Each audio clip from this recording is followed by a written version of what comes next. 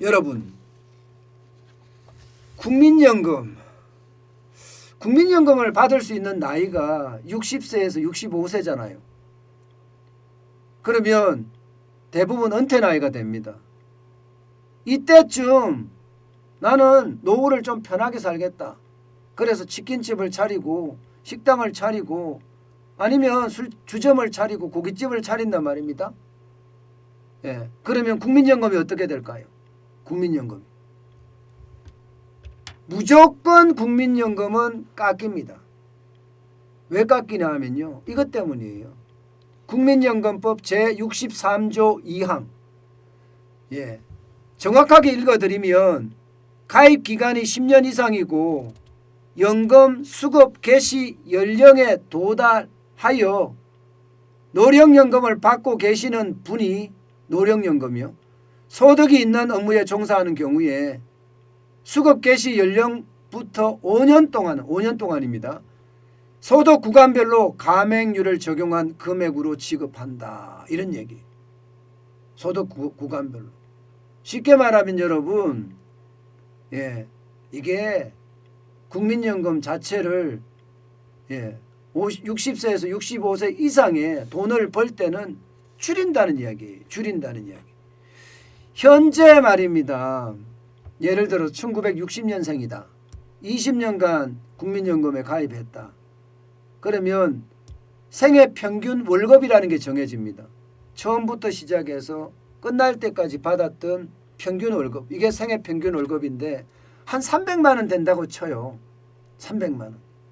예. 그러면 월 86만 원을 받을 수 있습니다. 월 86만 원을.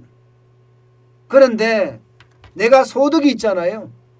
소득이 있으면 상황이 달라집니다. 소득이 있으면. 100만 원이 소득이 있든 200만 원이 소득이 있든 아니면 300만 원이 소득이 있든 소득이 있으면 감액이 되기 시작해요. 감액이. 얼마나 감액이 되느냐. 100만 원 미만 월 초과 소득 월액입니다. 이 말은 일단 이렇게 이해하시는 게 좋습니다. 일단 초과 소득 월액분의 5%. 그러면 초과 소득이라는 게 있을 거 아니에요. 초과. 기본 소득이라는 게 있으니까 초과 소득이라는 게 있을 거 아니에요. 이 기본 소득이라는 것은 앞서 말씀드렸던 20년 동안에 가입을 했던 경우 이분의 생애 평균 소득이 기본 소득입니다. 실제 이게 매해마다 바뀔 거 아니에요. 매해마다. 300만 원이었던 사람의 20년 동안 가입했을 경우 이 경우는요. 매해마다 바뀌기 때문에 정확한 금액은 알 수는 없지만 올해 기준으로 봤을 때는 253만 9,734원입니다. 253만 9,734원. 여기에다가 이제 얼마나 초과하느냐에 따라서 초과하느냐에 따라 달라지는 거예요. 100만 원이 초과하면 초과 소득 월액분의 5%. 적게는 0원에서 5만 원까지 감액이 되는 거죠. 그러면 86만 원에서 감액이 되는 겁니다. 86만 원에서. 100만 원에서 2만 원, 200만 원 미만이다. 이러면 5만 원에다가 100만 원을 초과한 초과 소득 월액의 10%입니다. 그러면 5만 원에서 15만 원이 감액이 되고요. 200만 원에서 300만 원 미만이다. 이러면 이게 15만 원에다가 200만 원을 초과한 소득의 15%입니다. 그러면 15만 원에서 30만 원이 됩니다. 여기에다가 300만 원, 400만 원이면요. 30만 원에다가 300만 원을 초과한 초과 소득 월액의 20%. 그럼 50만 원까지 더 올라갑니다. 400만 원 이상이다. 이럴 경우에는요. 50만 원에다가 400만 원을 초과한 초과 소득 월액의 25%입니다. 그러면 50만 원 이상이 됩니다. 그런데 여기서 중요한 게 하나 있습니다. 감액 한도라는 게 있습니다. 감액 한도라는 게. 감액 한도는요. 노령연금 지급액의 절반까지밖에 안 돼요. 절반. 절반이라면 앞서 제가 말씀드렸던 1960년생 20년간 가입을 했을 경우에 월 86만 원이 나가는데 아무리 많이 감액을 한다고 하더라도 43만 원까지만 감액이 된다는 이야기입니다. 43만 원까지만. 예. 그런데 저는 이런 걸 보고 있으면요, 좀 저는 이상해요. 왜냐하면 아니 국민연금은 내가 열심히 해서 직장을 다닐 때 부은 거잖아요. 그러면 나이가 60에서 65세 됐다고 해서 내가 다른 또 사업을 한다고 해서 이것을 감액시킨다는 자체가 참 공정이 아닙니다. 그죠? 공정이 아니에요. 저는 이런 걸 보면 답답하기 그지없습니다. 도대체 왜 이렇게까지 해야 되는지 모르겠다. 늘 이런 걸 보면 국민이 봉이다. 이런 생각밖에 안 들어요. 국민이 봉이다.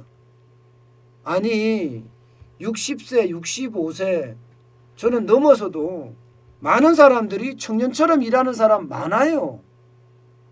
그런 사람들에게 더 일을 잘하게끔 용기를 북돋워 줘야 될 거 아니에요. 예. 그러면 국민연금에 대해서는 내가 낸 거니까 주고 여기에 대해서 또 일을 더해서 더 벌면 그거야말로 우리 경제에서는 금상첨화죠.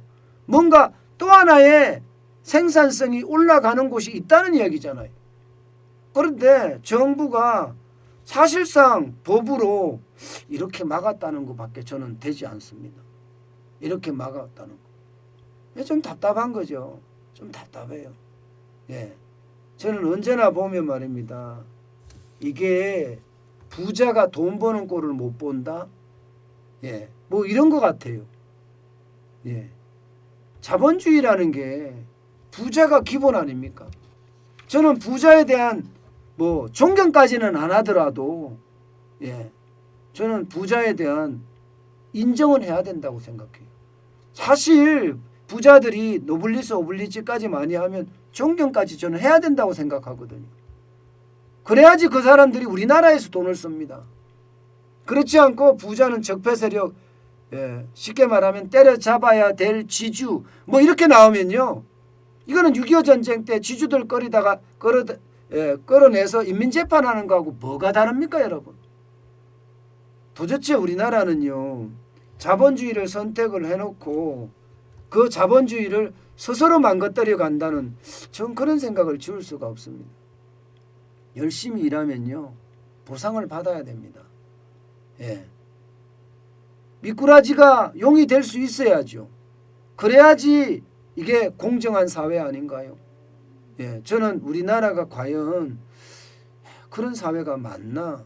이제는요 그냥 권력을 가진 사람들의 사회가 아닌가, 그런 생각을 지울 수가 없습니다.